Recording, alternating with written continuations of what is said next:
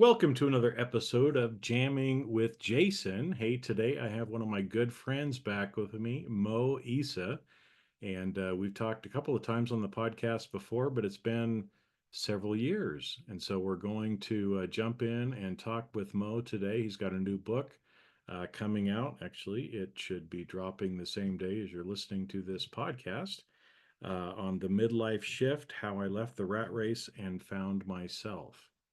So, with that, we're going to jump into that interview with Mo now. So, sit back, relax, and enjoy the podcast episode, and we'll see you on the other side. Hmm. Hey, Mo. It's good to have you back. It's good to have you back. Uh, Thanks.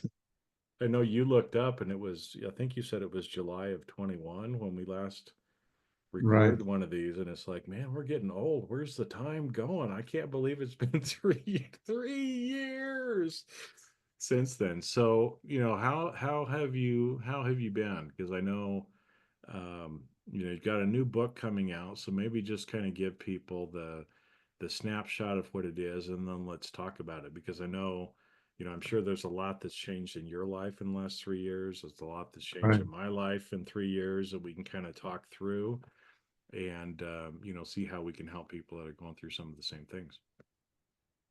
Yeah. Um, the book actually it's been like maybe it's more like 7 years in the making, not 3 years. So Oh, uh, okay. yes, I've written, I stopped, I wrote, and I stopped. Then after COVID, sort of, I went all out. That was maybe 3 years ago. Yeah, a year after. So I went all out, sort of try to get it finished. And every time I hit a cul-de-sac or something, I had a good editor who helped me, a writing coach, stroke editor, Julie, and she kept saying, "No, you have to finish this." And whenever I was getting like reprimanded like a school kid, like, "No, yeah, That's a I sign of a can't good do, editor. yeah, I can't do this anymore. No, you have to continue." So yeah, so it's been a struggle to finish the book because it's a memoir. It took a lot out of me, personally, emotionally, and so on. Um, so yeah, for the past 3 years, my time has been spent finishing this book and minding my business, which is I own a company that we've talked about before. For the past, it's been 30 years now. I own the same company, and it's gone through peaks and valleys, and I've had a very tough time in the last 2 3 years as well with the business because a lot of changes have happened all over the world and not just here in Ghana. So balancing both has been quite challenging. And even though in the book I finish on a positive note, there's still a lot of work. It's not that I found nirvana. Everybody thinks like, the memoir ends Hollywood style in nirvana and I've reached the promised land. It's just that I feel like I probably am better equipped to handle my problems than I was before. That's the only real difference that happens, right? Well, no, I think there's the old Buddhist proverb, before nirvana, or, chop wood, carry water. After nirvana, chop wood, carry water. Right? It's just like, Exactly. I think that's the maybe some of the fallacy that a lot of people have is, it's steps along the way, but we're never fully done until we leave the body. And so, True. but we're better equipped, like you said, to be able to deal with the challenges every kind of death and rebirth that we have throughout our life. Because you go up to the top of the mountain, meditating, beautiful, peaceful space, and then you got to walk back down the mountain and deal with True. your regular life. Absolutely. Yeah, exactly. So, and the book, just a snapshot of the book is, it's called The Midlife Shift, How I Left the Rat Race and Found Myself. Uh, I've always been about striving, sort of working hard, following like prestige, money, making money. And I'll be honest, like the first 15, 20 years of my life, I was all out, like going up the status ladder, these symbols, money symbols, luxury vacations, homes. And I made money. I'm not saying not. And I was very happy, but I reached a place where I wasn't satisfied even with the money. And I started asking questions, and that's what the memoir covers, sort of that from that period onwards. Uh, I was, I mean, a lot of things happen on the way, but the gist of the book is that I just wasn't fulfilled or challenged anymore with the lifestyle that I was living. My values were all wrong. Now, I'm not saying I found the solution. I'm not saying that making money or prestige or status is a bad thing, but I'm just saying for me, I felt empty, ambivalent. Well, because I think that's what a lot of people end up finding is they, we jump into work, especially as men, right? Because there's kind of the whole, provider thing that's thrown on top of us as well. And Right, so, I know for me, I always felt a lot of satisfaction in being a good provider and making the money and supporting my family and all this kind of stuff. But like you said, at the end of the day, it's kind of hollow in a way that it just right. doesn't, kind of give us that fulfillment. So, I think because like you said, I mean, you started writing this book 7 years ago, but it's really kind of been the last 3 years where you really jumped in to the book. I mean, what are maybe some examples? Because I'm sure people that are listening can relate to this, but what are, obviously without giving away the book, because everybody go buy Mo's book, Yeah, right? But what are it feels like, at least for me, I know there's certain inflection points in my life, right? Where it's like there's these little things that we kind of go back to, or when we turn around and look, it's like, oh, that's what kind of, got me going there. What were some of those things for you that yeah. that made you kind of wake up and start wanting to do things different? There was the two things happened at the same time, and I don't know if I mentioned it the last time. Like there was a accident with my nephew. He had a near fatal accident. He had a brain injury, and he suffered through. And my brother and his wife also went through. So for me, that was the first, and I was always with them. We were very close. We supported them all the time, and for me, that was the first brush with like like something so somebody he nearly died. He was brain dead for 1 day or 5 days even. So that was a shock, and coupled with I was going through a very bad time with my company. I had overextended. I was working through 2 or 3 different African countries. The banks called in the loan, so it was one of the toughest times of my life. That was around 2008, and I pulled through. My nephew pulled through. Everything went through. I pulled through, and within like a few months after that, I started having panic attacks. It's like a body reacting after the crisis, Hmm. and that's when I started really asking questions. And one thing led to another. I went to Lebanon, where I'm from, and there's a full chapter on that in the book. And I get stuck in a war, and it's in time of war that I found some peace. It's ironic, but so that's when I started. I was asked to see a psychiatrist because of my panic attacks, and yeah, she put me on pills, and I obviously I took them, and I had to because my panic attacks were quite severe for a while. But during that war, it was amazing. I was running from place to place and hiding with friends, and because I went alone and there was no family there, and I found some peace. And I went to a bookshop. I got a tattoo, and I read the book. One of the book that left a big mark on me was Tolstoy's The Death of Ivan Ilyich. Uh-huh. Yep. Amazing book. For me, it left a big impact, and sort of it started. That's when I started changing. That's when I started becoming more self-aware. Yeah, because I think it's, that term that you said, which I think is beautiful, how you kind of found peace in a time of war. Right. Maybe kind of share more. What does that look like? Because again, I think, for most people that have not been in the military or have not been in a country, I mean, most people around the world have not had like a physical war going on.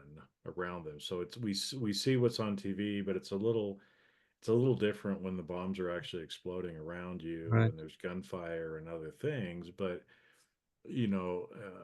so kind of maybe explain how did that peace come from, because I think it's one of those, like the Tao Te Ching, Lao Tzu, there's a lot of what seem to be contradictions in that book too, Right. and in a lot of the ancient holy texts, where this is kind of that same way of finding peace in a war zone. It's like, well, how can you find peace when there's war going all around you? How did that feel, or how did that happen for you?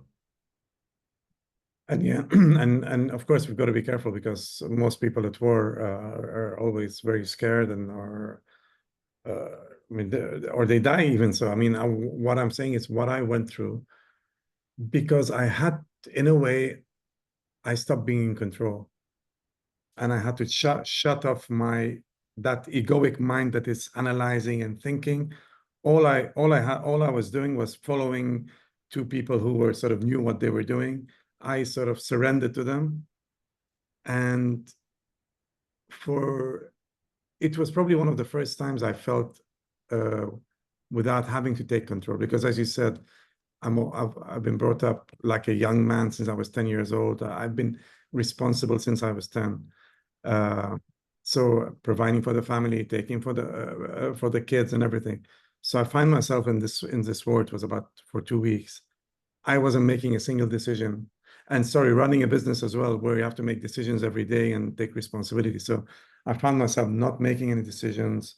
People just telling me go here, and I'm following them blindly. I'm surrendering, and it was peaceful. All my monkey mind was sort of shut off, and doing what I had to do every day, basic things, nothing. I'm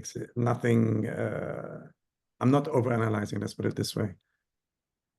Yeah, because I think it's interesting because a lot of people say, that there's the only suffering is really in the present or in the past, right? Either we're dwelling in the past on something, or we're concerned, afraid of something in the future. But Right. really, like you said, for those couple of weeks when you had really just kind of given up control, you were just there. Absolutely. You were in the present moment much more. You'd given up the control, and that's what actually brought the peace, which I think is it's always kind of interesting. But I'm kind of learning the same thing too, right? It's just like we're taught to be, business owners, business executives, men. We make decisions, we control, not to be controlling, but we kind of, you control your destiny. You hear a lot of people Right. too, like in the personal development space, say that, you control your destiny, and there's a part to it that's true, but it's amazing how much more that surrender and that releasing and the letting of go of control um, actually is even more empowering Yeah, than feeling like you have things under control. absolutely. Because like as we said, synchronicity happens when these things happen. Like I'm walking in we moved to another town, and I'm walking in the on the high street, and I see a tattoo shop, and I go in. I have I had never wanted to have a tattoo. I just went in and I saw this guy. He had like typically rock and roll music going on. A short guy, funny looking, and I look at him. I'm just looking. He says, "What do you want?" I said, "I'm just looking around." Then he says, "Listen, I have 3 hours spare. You're lucky. Usually I have a waiting list." I said, "I'm not looking to have a tattoo." He said, "Okay, it's up to you." So then I look and I see an angel. I see some angel. So I said, "You know what? I want to have a tattoo with an angel, and I want to have a slogan, born to be free." And it was just like that. And it took him 3 hours to do it, and it was beautiful. One of the best things I've ever done on Born to my shoulder, right shoulder. born to be free. And how does Yeah, that freedom come? It comes from giving up control, right?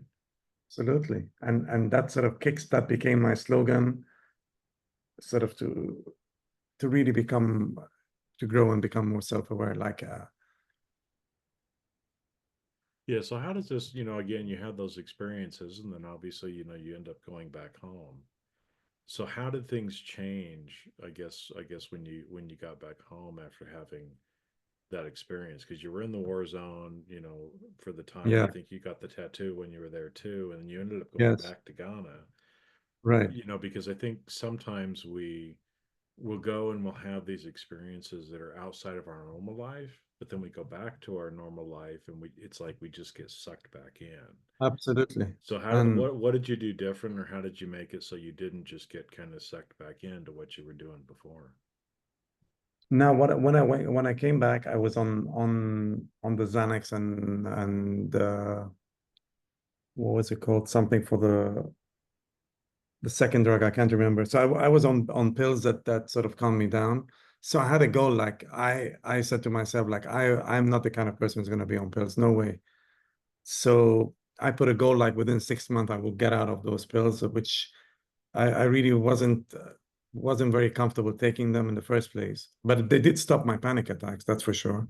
Hmm. Um, so I had that helped in a way because I wanted to change. I wanted to change my a bit of my lifestyle, and I started sort of getting into more self-help. I had never read self-help before. I'd never read much since school, so I started reading. I went on a reading rampage, and I read everything. I went to see Tony Robbins. I went to see, I did an NLP course. So I kept myself doing these courses. And as you said very well, you do these courses outside of your home. When you come back, there's a come down.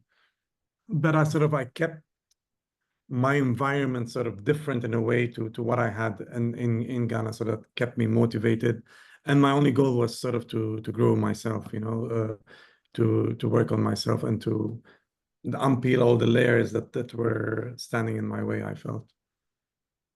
Yeah, because I know, I mean, because the book, you left the rat race and found yourself. I think too, because like that, when you get thrown back into home, you still got your business to run, you still got all Absolutely. these other things to do too. And so, what did that look like for you? Because like I said, a lot of times people will go off to retreats or trainings, and everything is great for the week or two, and then you have to come back home and deal with kind of real life again. And it's not like, you still have to do things to make money and provide for your family, but how did things look different, I guess, in your personal life and in your business life when you came back and you really decided to have the change?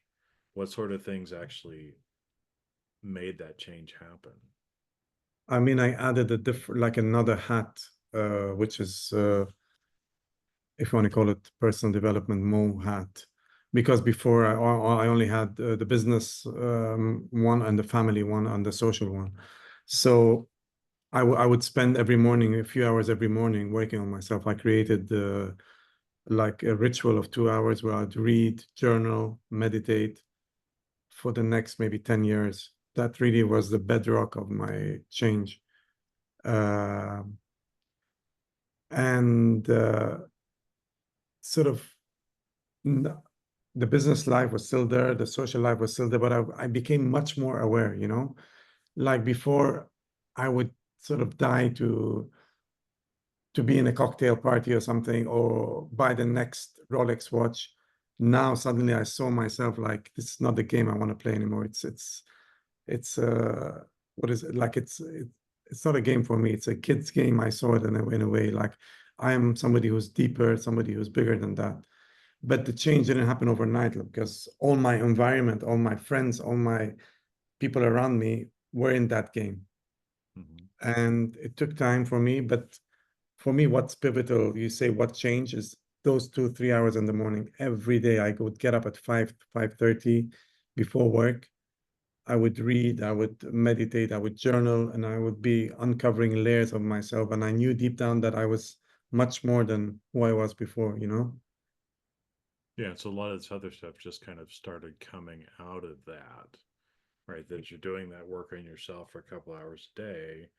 All of a sudden, you just kind of realize that, hey, buying the next watch or taking the next vacation or whatever it might have been, going to the cocktail Right. party was no longer as big a deal as it was before, and those things just started kind of falling out of your social calendar. Exactly. And the satisfaction of me journaling or me reading a book was far greater than me going to a party and engaging in social conversation or buying the next watch. And that's how I started writing as well. Yeah. That's when I got Well, into writing. yeah, because I think that's interesting because it's, your satisfaction for reading and journaling and working on yourself gave you more than buying the next whatever or going to the cocktail party. Right. And so that awareness when that started, um, you preferred, it sounds like, probably to spend your time there. Now I know whenever this happens, because this is always one of the unintended consequences sometimes of personal development is yeah, I remember this meme on Facebook, and it was a caterpillar and a butterfly sitting at a Mm. like a dinner table, and the caterpillar goes, "You've changed," and the butterfly says, "You were supposed to." Yeah. And just how, a lot of times as we start to work on ourselves or we start to change, the people around us and the activities we engage in end up having to change too. And sometimes, the people that we were friends with before, our social circles, end up changing Right. over time. And I know sometimes people are afraid of that happening. They don't want to. And so they continue to kind of latch on to uh, those groups. And so they kind of give up or stop their personal development. And it's kind Right. of sometimes it feels like you got to get out of certain environments. And sometimes just as you're changing, the environment around you just happens to change already No, because you start sure. attracting other people, and people who had been attracted to you are no longer attracted to you. Um, Absolutely. so how did that, I mean, how did you kind of work through that? Did you experience some of those challenges too, or was that an easy thing for you to do? No, I mean, honestly, my family, my wife and kids were very supportive. There wasn't much opposition from there. But I lost some friends definitely because I wouldn't hang. It's not about them being sort of mean or anything, but it's just the time that you spend. I would rather spend my time reading a book or solitary on my own than going out. So I lost some friends. Some friends remain till today very dear to me since we first stay, even though they have different interests. But we found a way to sort of meet in the middle, you know.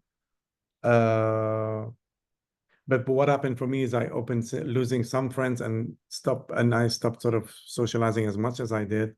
Opened up avenues for me, as you said. I attracted, let's say, more writers in my life. Whether it was online, I went to courses online. I started doing an MFA. I went to Goddard College, did an MFA.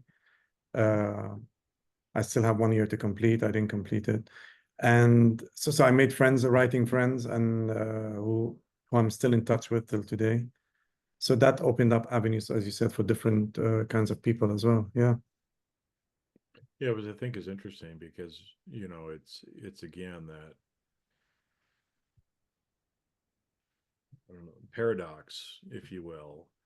Just like we were talking before about finding peace in war zones, it's the same thing kind of here too, where it's like, a lot of times we're afraid of giving up friends, but yet when you give up, and you let go, lose control, whatever kind of term you want to do, other people still come into your life that are now even more aligned with you than before. And I think that's, one of the wonderful things here with kind of the online community. I mean, we met in San Diego 10 years ago, 12 Uh, years ago. It was a while ago. yes. Because we both kind of went to the same, coaching training and things like that. And we've stayed in touch, even though we live half a world apart. Right. And I think it's the same way, like you said, with having more writers and other people that are similar to you in your life, and that we're able through technology to be able to keep those going. Hmm. The equivalent. I remember it was a Starbucks, but it used to be a bookstore in Boston that I went into one time. And it was a place where people like Ralph Waldo Emerson and, all those people at that time frame that were living in the Boston area used to show up together. All these writers and philosophers that would show up in that coffee shop, tavern, whatever it was at the time, and just sit down and talk to each other. Um, because again, that's kind of their group or their people, just like you've kind of found more friends that are writers, and you're a writer too, right? Right. Um, and I guess that those, new friendships kind of helped encourage you, to get the book done as well, or Absolutely. Yeah. Yeah. And I mean, everybody asks me because I've read a lot of self-help and I've went to a lot. I've done a lot of work on that. What's the number one lesson if you wanna, or one takeaway from the whole of the? I always say it's the environment trumps any other thing. When you surround yourself with the right environment for whatever that you want, we become like a sponge that sort of takes in all the environment around us. I mean, I always use this example. If you want to stop chocolate, just move chocolate out of the house. It's very simple. yeah. That's the quickest way to stop eating sweets. Mm-hmm. And it's the same thing in our environment. If I want to become a writer, I have to put myself in that environment. And whether it's through reading, whether it's through writers, or whether it's through conferences or whatever. So for me, that has been one of the most impactful lessons that I've learned over the years. Yeah. Mm-hmm. Well, and so I guess, how does because if we're talking about kind of leaving the rat race and finding yourself, um, how this kind of looks for you, because I think sometimes people think, oh, I'm going to go find myself. I'm going to quit my job. I'm going to go live in an ashram. I'm going to, just completely disconnect from the world. Right. And that's the only way that I can actually find myself. Right. I just Mm. need to leave the corporate world, sell my business, do whatever. Right. But I think, a lot of the people that I've talked to or have seen that kind of do that, they get to that same situation where it still doesn't really make them fulfilled, at the end of the day. They think it's going Mm. to, but it doesn't. But so how do things look, different for you now with having your business and, also finding yourself? I mean, how does that look different in kind of your day or And your week or your month than what it did before? and what you've been saying is what I was saying as well before, like maybe 7 years, I would say I want to sell my company, I want to go to Tibet, I want Mm-hmm. to go Mm-hmm. do all these things, and I was saying that. But then gradually, I don't think it was a instant moment. It was gradually I've learned of like really it's not about that because it's about you at the end of the day. So acceptance of this is what it is, this is my life. And the most important thing is to become sort of, I don't want to say like in slow motion, but slowing things down. I was just rushing everywhere like a headless chicken, whether it was on my business, whether it was self-help, whether it's always striving and running and running and running.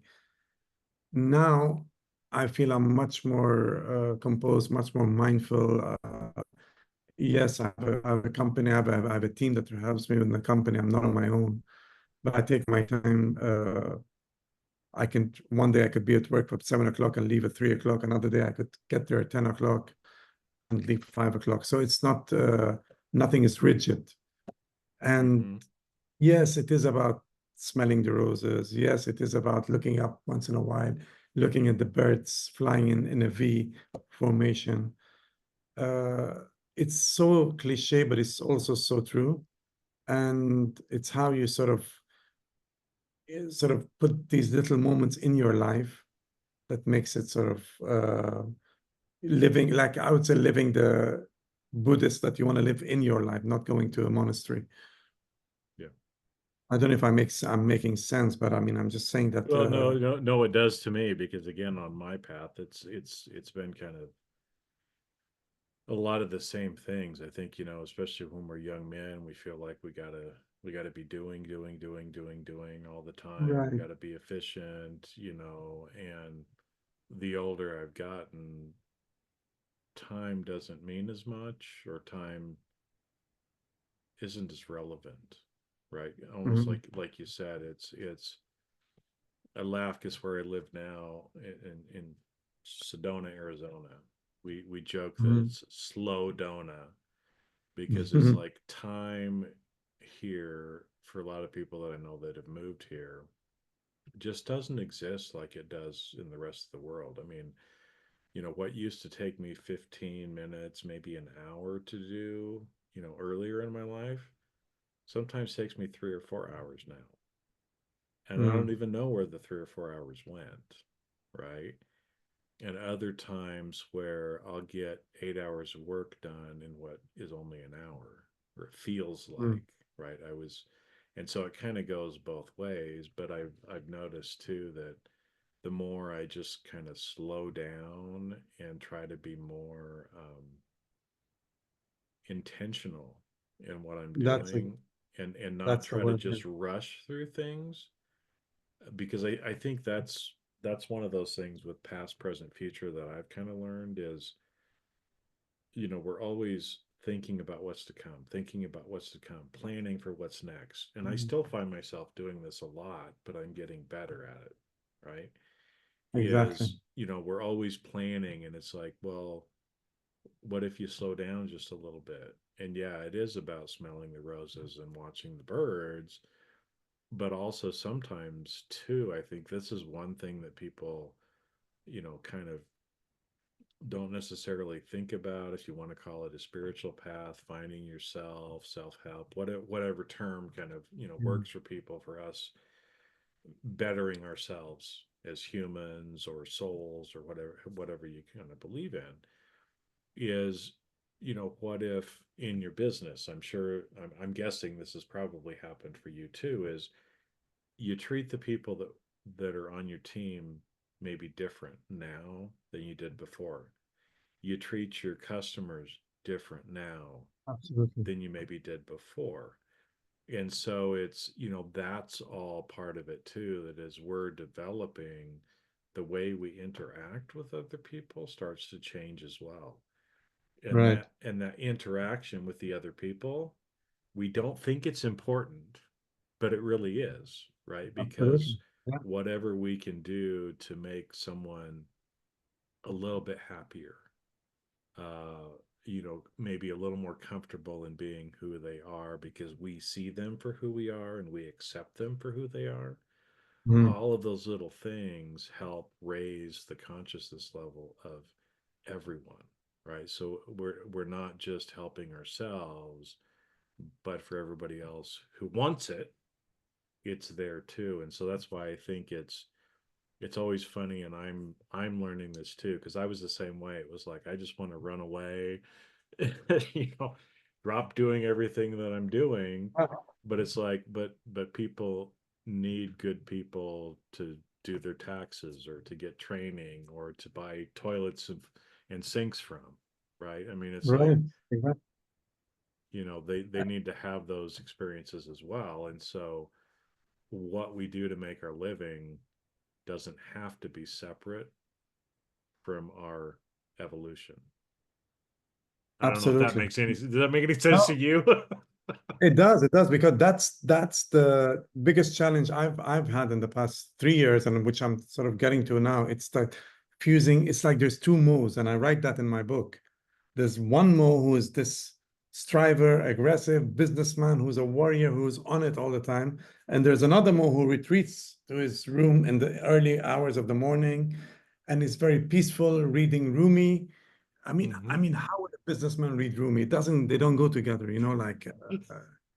So now is for the past 1 or 2 years, I'm trying to fuse one more into both. And as you said, the ripple effect is that it's the same person, but my customers, I'm dealing with them differently. My whole business is different. My team, I'm dealing with them differently. My kids, I'm dealing with them differently. So Exactly. So that's the real mode that's coming out. That's why I say I'm finding myself, because that's the real mode that's coming out. I am part striver, part businessman.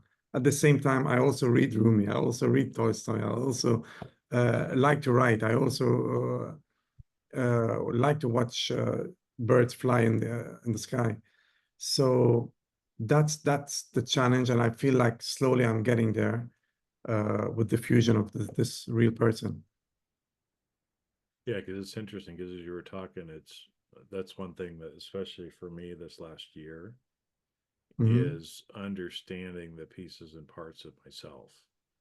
And so there's a thing in psychology, archetypal psychology, that kind of talks about some of this stuff of, and even I've got a book right here on my desk that kind of, you know, king, warrior, magician, and lover, which are kind of like Okay. a four archetypes Mm.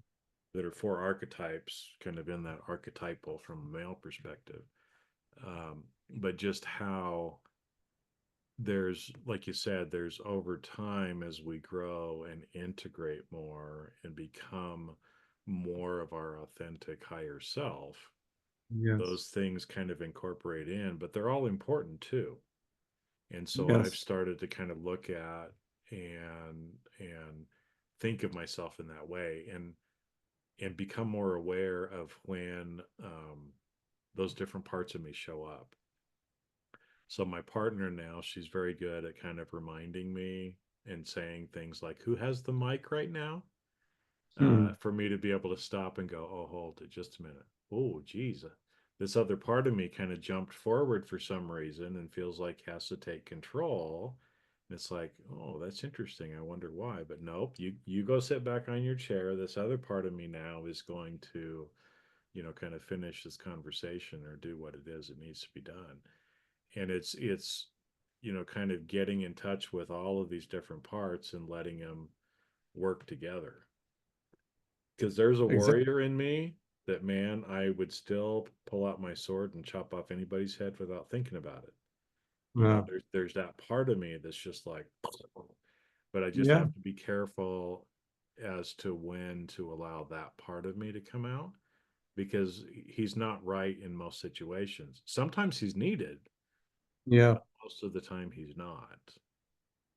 And I think use the word intentional. That's key, I think, because somebody asked me, I was doing a presentation a few weeks ago. Somebody asked me, what if everything I'm saying, like you slow down? It's old age, basically. Everybody who gets older just sort of slows down. And but I told them the difference is in intention, to be more intentionality, because we know so many older people who are grumpy, who are bitter, who are angry, and we know older people who are much more in tune with themselves. I'd rather be the latter, somebody who was happy when he's growing older.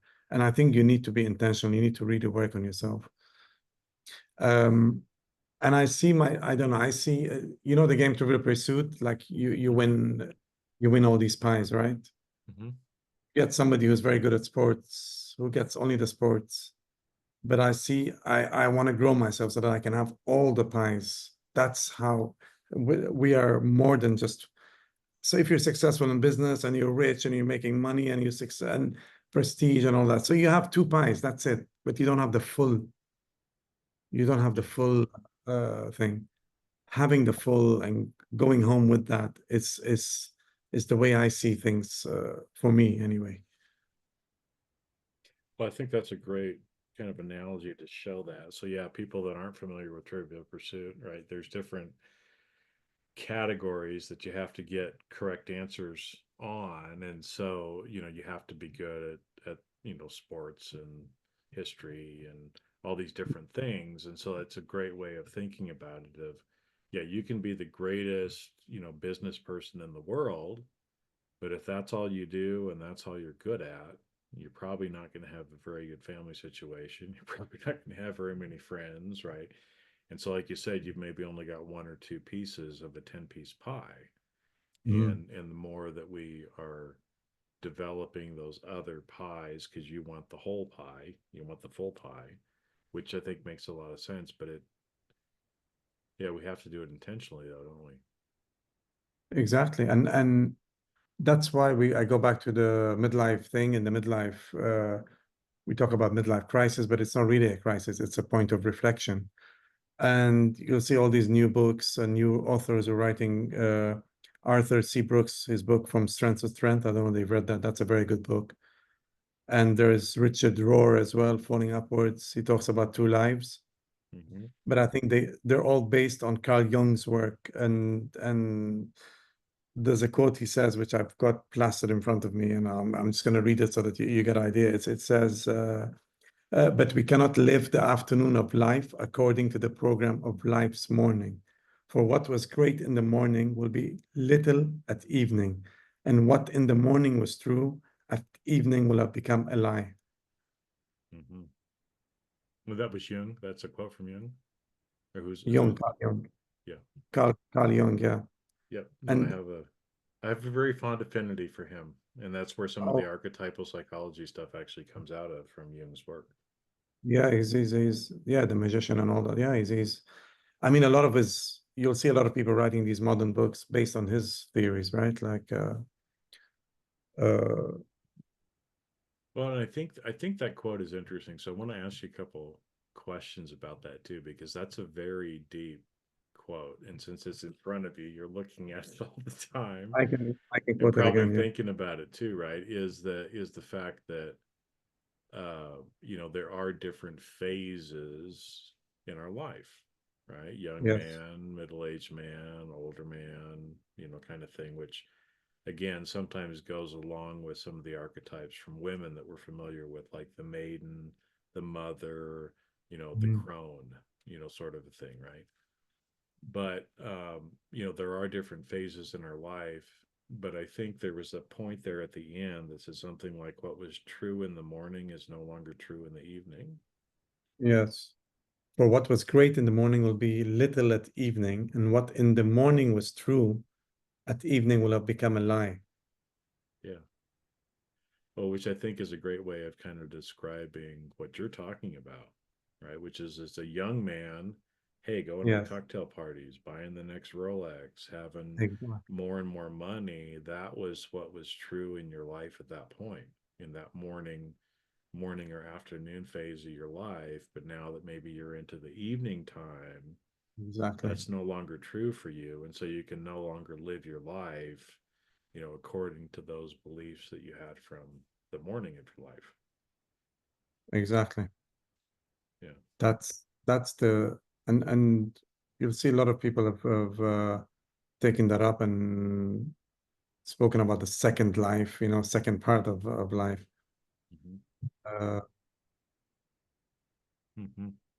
and I mentioned the book of Death of Ivan Illich as well. There's another theme there that's similar to this. So in the book, Ivan Illich leads a good life. He's prestigious. He does well. He's a lawyer. He becomes a judge, and he's well seen. He has a good family. He's well seen in the society. Suddenly, he falls down. He contracts an illness. I don't know, and he's dying in his bed. The last few days. So the moment before he dies, just briefly, he looks and asks himself, what if I've lived all my life wrong? All this running around, all this prestige, pleasing my wife and her family, and pleasing. What if all was that wrong? I was never true to what I really wanted in a way.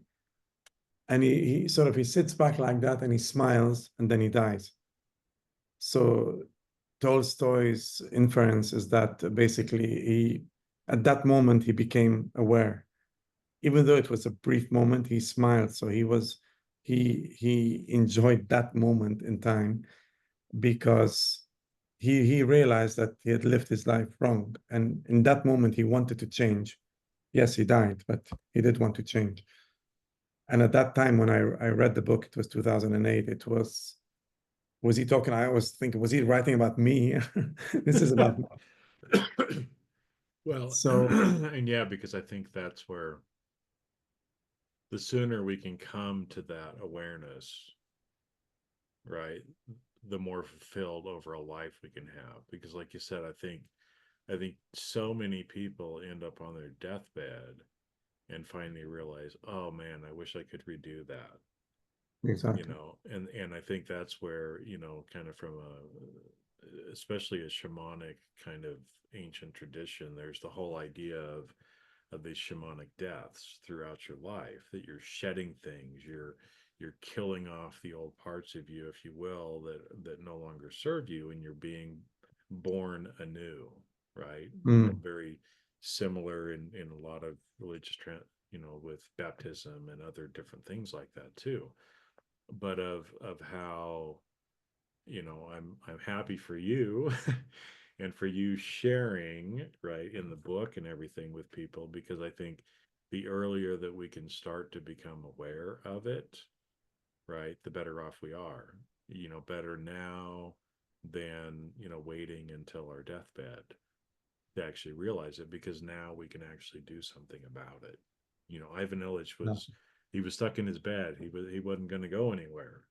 At that exactly. point, if he had had that same awareness maybe 10 years before, kind of even like what Dickens did with A Christmas Carol, with the Scrooge Mm, character, right. of Then, yeah, of kind of realizing, and having that awareness, changing beliefs, and then changing, what he chose to do. So all exactly. good stuff, all good stuff. Well, Mo, we could keep talking forever, but we probably need to wrap up, because I know it's getting late there, for you as well. But again, for everybody, go out. You can get the Midlife Shift: How I Left the Rat Race and Found Myself, and get a lot more, information that Mo shares in his upcoming book. But what things would you kind of like to leave, with the audience as we wrap up here, that maybe we didn't hit on before? Because there's been a lot of great nuggets throughout this whole episode Mhm. for people to pick up on. Yeah, I think just to mention one point, because we talk about, you talk about shamanic practices and spirituality.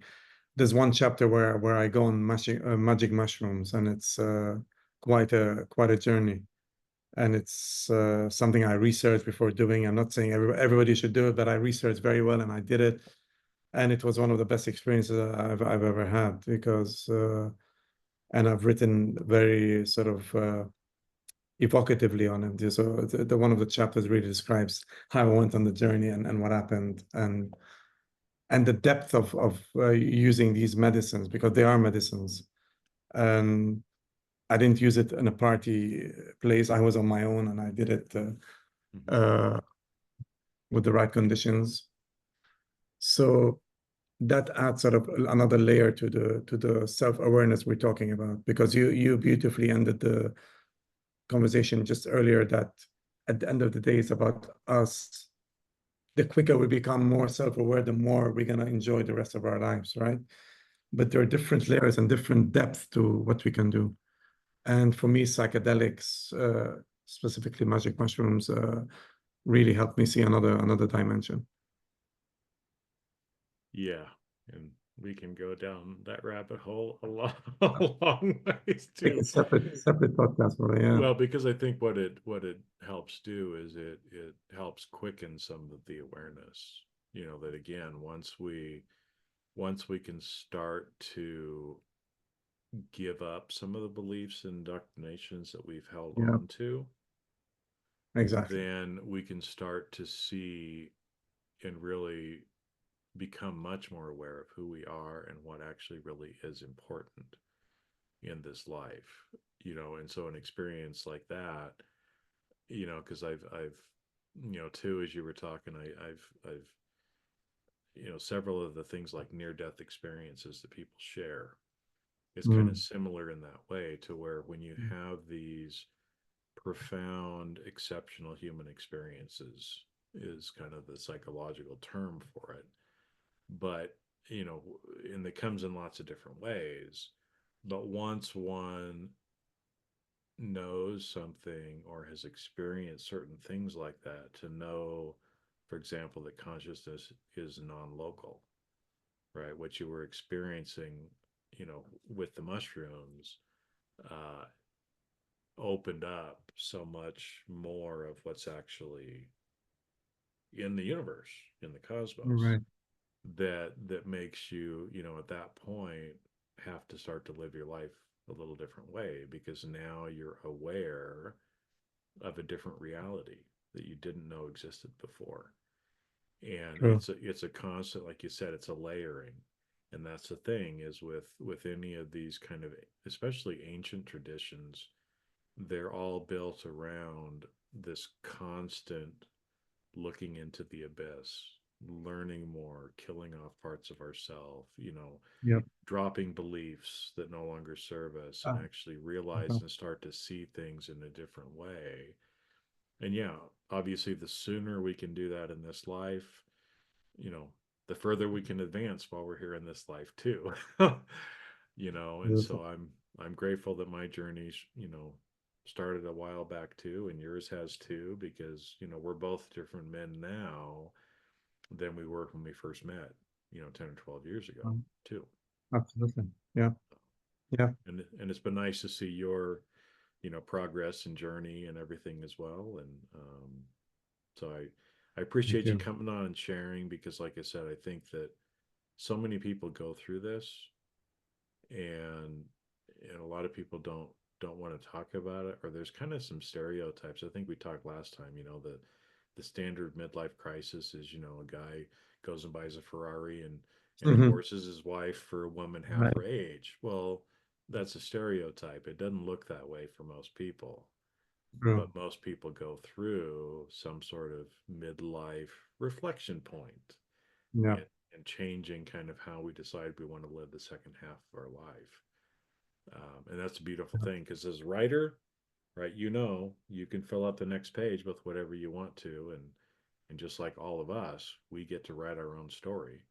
So if you want things different, you can write a different story starting today, right? Absolutely. Absolutely.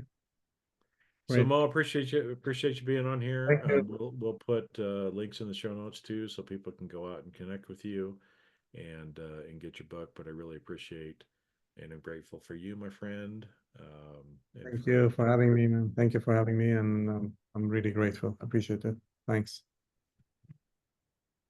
Have a good one. thanks. You too.